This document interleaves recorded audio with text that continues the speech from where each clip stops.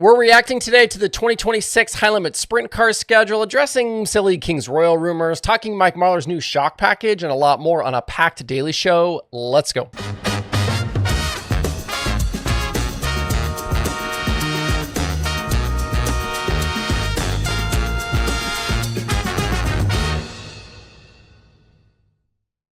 It's Monday, November 3rd. I'm Justin Fiedler. This is DIRTRACKR Daily presented by Kubota Genuine Parts. Our first big series schedule for 2026 has been announced, with High Limit going live with their dates here just a little bit ago. 66 races overall, which is 5 more than last year, but that's happening at 3 less racetracks, 36 in 2025 versus 33 next year. And if you're curious, those 61 2025 dates became 50 completed races with rainouts and cancellations. Things start again out west at Las Vegas in March, but there's really no kind of rest of that West Coast trip to speak of. They're not going to go to California this time. It's Vegas, Central Arizona, Vado, then back east to Texas and Kansas. The season again wraps up with 2 days at the Texas Motor Speedway Dirt Track in October. There are new tracks next year, including I-94 in Minnesota, Shelby County in Iowa, Oklahoma's Arrowhead Speedway, Dakota Speedway in North Dakota, Big Sky in Montana, State Line in New York, and Santa Maria in California. Davenport returns after a year away. Gone are Tri-City, 141, Florence, Texarkana 67, Utica, Rome, Bridgeport, and Path Valley. Lernerville gets only one date, a July 21st stop. Kokomo gets expanded, and Port Royal picks up more races as well. Port has become to High Limit what Williams Grove is to the World of Outlaws. Port has 3 dates in May, 2 more in July, and 3 in September for a total of 8. That's 12% of the schedule at just a single racetrack. The removal of that first California trip is certainly one that makes me wonder about the future of just sprint car tours in California, at least the national tours. It used to be 2 trips out west for the Outlaws, and that's been pared back to 1 in recent years. And now High Limit does the same. I think there's a future here where maybe the Outlaws don't hit California at all, and High Limit has just the 1 trip. While Brad Sweet and Kevin Rudine try and elevate sprint car racing out west with area promoters, I don't think this is a great sign.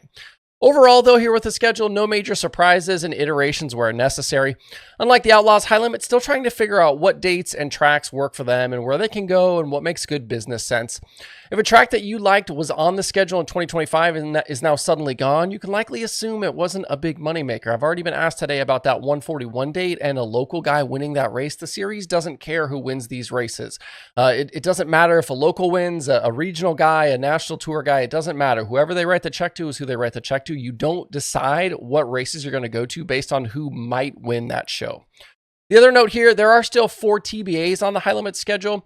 They're June 4th and June 7th in the Midwest, August 23rd in California, and October 9th before Lakeside. Theories are already going around about what those tracks could be, so more additions, though, are coming here. The other thing to address, and some recent additions to the Outlaw schedule show this as well, nothing is changing with the Kings Royal. I've seen a few questions, a few comments here recently about the Kings Royal for 2026, and I don't know how these rumors got started, but it seems as though some thought this event would or could flip to High Limit. It is true that the Tony Stewart Racing Sprint Car team will not be Outlaws next year and instead go High Limit with Rico Abreu. But in terms of Eldora's relationship with World Racing Group and the World of Outlaws, nothing is changing there. And that's a point I brought up back in September when the Rico news was announced. I said then that the event would remain Outlaw sanctioned, and the Kings Royal is obviously going to do that. It's now listed on the schedule at worldofoutlaws.com, and it's not on the High Limit schedule. The Outlaws haven't yet put out a full slate of sprint car races for 2026, but my friend TJ Buffenbarger from tjslideways.com pointed out to me today that more events have been added to that page. High Limit will continue with the Wednesday and Thursday shows for the Joker's Jackpot, and then the night before in the Kings Royal stay Outlaws Friday and Saturday. There are rumblings of changes for some of Eldora's other sprint car shows, but those seem to be more about actual scheduling and dates and not about sanctions. Something else to point out, though, as we watch these 2 series coexist and compete, this is the 2nd year in a row that High Limit released their schedule during World Finals Week. This is a big week on the WRG calendar, and High Limit slipping in here to try and steal just a little bit of the spotlight. Little games always being played. It was less than 2 weeks ago here that we talked about Longhorn Chassis and Kevin Rumley working towards bringing a new, old shock player back into the dirt late model mix. I've been told that Rumley has been doing R&D work with Ohlins and that his 6 car had both tested on the shocks and potentially even already won on them this year. This is certainly notable given Rumley and Longhorn's long-standing relationship with Bilstein.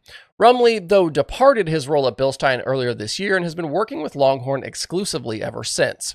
It's my understanding that Bilstein will continue to be involved as they have been, but that the Ohlins program will be another option for teams.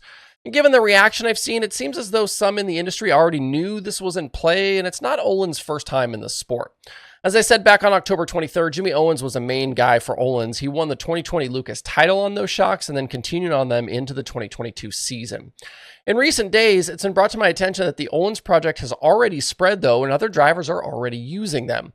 And that supposedly includes Tim McCready and Mike Marlar. Marlar recently swept the Ironman Night the Stars Came Out event at Atomic Speedway, and it seems pretty clear he was using Ohlins that weekend. A good source alerted me to this, and in a Tyler Carr photo from that weekend, you can see Marlar's Delk 157 with the typical gold of Ohlins inside that left rear. I have photos of Marlar's car from just a few months ago where it's clear that he's running Bilstein, so this is obviously a recent change. I certainly would expect every major Longhorn team to make the switch, especially those who continue to have success on the Bilsteins, but it's clear at this point that guys are fast on them, and it could be something more teams try and test here during the offseason. The National 100 wrapped up last night at East Alabama with Tyler Erb winning the event for the second year in a row. He took the lead inside 20 to go from Dalton Cook and held on from there. Dennis Erb Jr. was second and Jimmy Owens was third. Brandon Overton fell out of the race early while leading with mechanical issues, and Dalton Cook led a bunch of laps but caused a few late cautions and finished ninth. A number of drivers in the field last night are expected to race this week at World Finals. That includes Turbo Owens, Bronson, Overton, and Dennis Erb Jr. After this week, the two big remaining races that will draw national type guys are the Flow Series finale at Sonoya, November 14th and 15th, and then obviously the Dome in December. There are some still scattered regional races still to run, but things are going to definitely start quieting down here pretty significantly. And since I mentioned World Finals, the World Short Track Championship wrapped up last night, and the track was still not in amazing shape. It looked much better to start the day, but it did develop some ruts and some character on both ends by the end of the night. Certainly wasn't as bad as Saturday, but I think that track crew will have some work to do before Wednesday.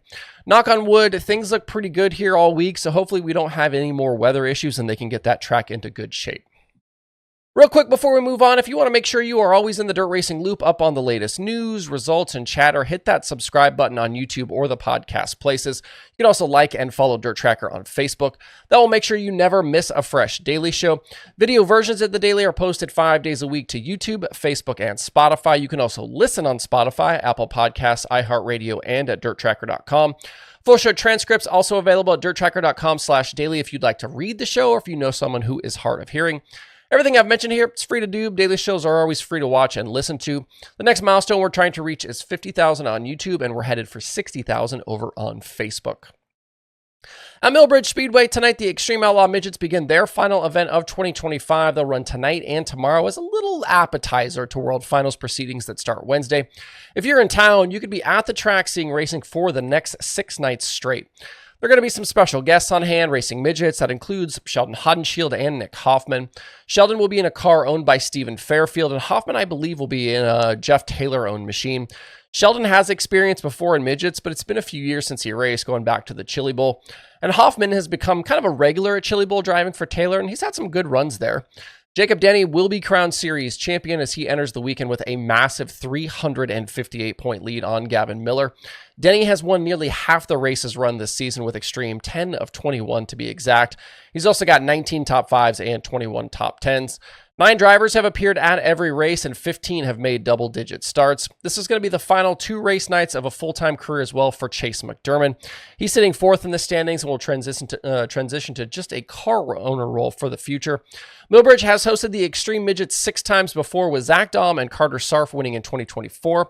Kenneth McIntosh swept the 2 nights in 2023, and Taylor Reimer and Gavin Boschel split the first 2 races in 2022. Should be a fun couple of nights on the tight confines of Millbridge, but if you can't get there, you can watch it live over on Dirt Vision. I put up some new posts last night for both Patreon and YouTube channel members. I'd like to get more input from you guys each week, so look for those posts on maybe Sundays or Mondays. Drop in, feel free to offer up any weekend thoughts, questions you have for the show, and possible topics to cover. I know you guys, a lot of you guys are as dialed in as I am, and I want to get you more involved in what we do here on the show.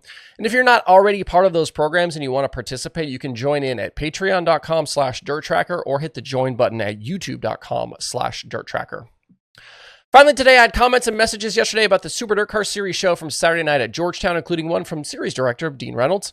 Alex Payne won a barn burner over Tim Sears Jr. Payne was over the track in turn 2, battling for the lead, then ran Sears back down and made a move on him coming to the white flag. It was career win at number 3 for Payne with the SDS and his second of the season. The Super DIRTCar Series closes out their 2025 season this week at Charlotte with Matt Williamson on his way to another series championship. He's got 109 points on Alex Yankowski and 178 on Payne. Matt Shepard, currently 4th. If he finishes there, it will be his worst season result since way back in 2008. That's the show for today. Stick around all week. A lot of news likely still coming. Maybe more schedules, maybe more ride news. So there shouldn't be a lack of things to talk about. Hope you guys have a great rest of your Monday out there. We'll see you right back here tomorrow.